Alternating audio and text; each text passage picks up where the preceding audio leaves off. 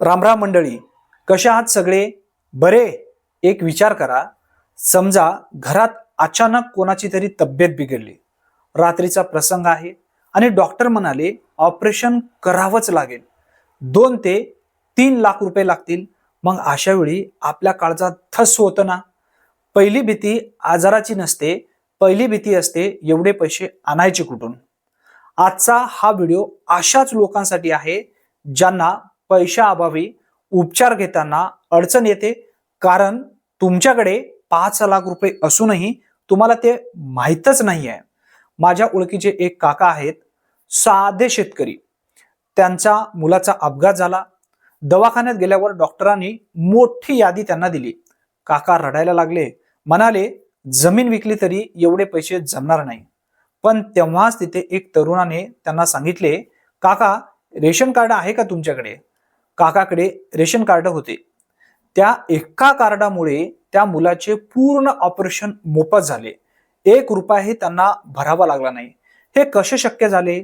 तर आयुष्यमान भारत आणि महात्मा फुले जन आरोग्य योजनेमुळे. आता योजना नेमकी ही काय आहे या संदर्भात माहिती व्यवस्थित समजून घ्या. मित्रांनो, ही कोणतीही जाहिरात नाही, हे सरकारचं काम आहे जे आपल्यापर्यंत पोहोचत नाही. सोप्या भाषेत सांगतो, जर तुमच्याकडे पिवळे किंवा केसरी रेशन कार्ड असेल तर तुम्ही वर्षाला 5 लाख रुपयापर्यंतचे उपचार मोफत घेऊ शकता. यामध्ये मोठ्या शस्त्रक्रिया असतील, हृदयाचे आजार असतील, किडनीचे आजार असतील, अशा जवळपास 1000 पेक्षा जास्त आजारांचा समावेश यामध्ये आहे. मग करायचं नेमकं काय? स्टेप बाय स्टेप माहिती समजून घ्या. आता तुम्ही म्हणाल हे सगळं ठीक आहे, पण पैसे मिळवायचे कसे बाबा? बघा, हे पैसे तुमच्या हातात थेट मिळत नाहीये. सगळ्यात आधी तुमच्या जवळच्या सरकारी दवाखान्यात किंवा मोठ्या खाजगी हॉस्पिटलमध्ये जा.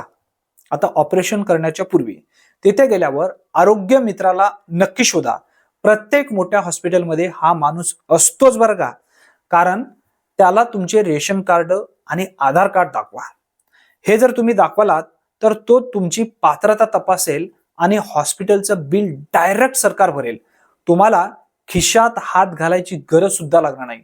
पण एक गोष्ट मनाशी पक्की गाठ बांधून ठेवा, खाजगी हॉस्पिटलमध्ये जाण्यापूर्वी ते हॉस्पिटल या योजनेत नोंदणी करत आहे का हे नक्की तपासा.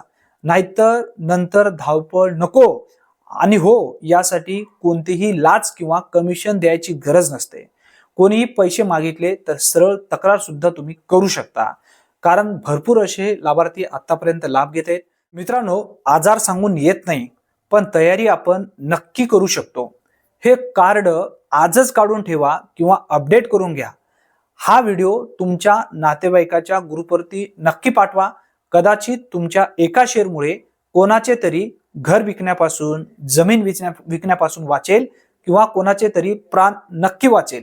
माहिती कशी वाटली कमेंटमध्ये नक्की सांगा आणि अशाच कामाच्या गोष्टीसाठी आपल्या चॅनलला नक्की सबस्क्राईब करून ठेवा. काळजी घ्या, सुरक्षित राहा. धन्यवाद.